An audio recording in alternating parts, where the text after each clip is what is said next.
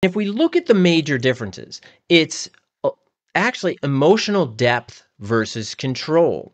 For BPD, these individuals, they deeply crave and strive for connection, but they struggle with that emotional instability. They have a really hard time managing those internalized emotions. And romantic emotions, or even any emotions, like you could feel that way towards your child if you have BPD, that you just have this intense, just love, desire, passion for that child.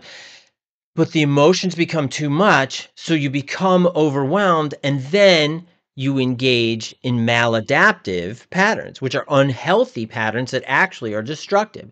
Typically in love relationships, because that's really more of the focus of what we're talking about in this video.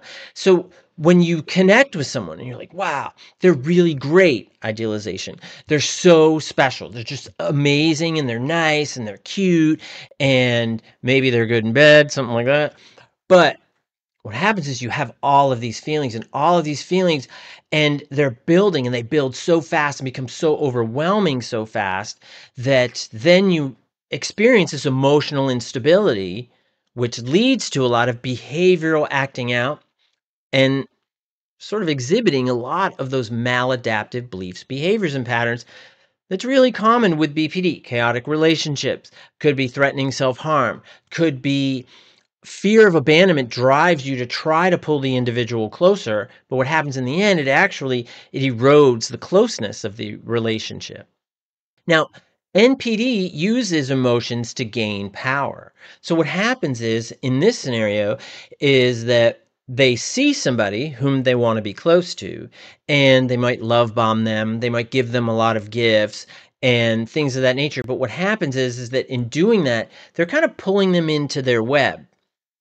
It's a lot like that spider web. What happens is a lot of other like insects, they see that spider web, but it looks like a flower. And because it looks like a flower, so they're like, oh, that's a flower. And then you get stuck in the web, and here comes the spider. And that, I think, is really representative of certainly the narcissistic approach. But they don't do it in order to cause pain for the individual. They do that to protect themselves. But what happens is that often the person caught in the web experiences the negative side effects, consequences, and they become collateral damage of the narcissistic pathology.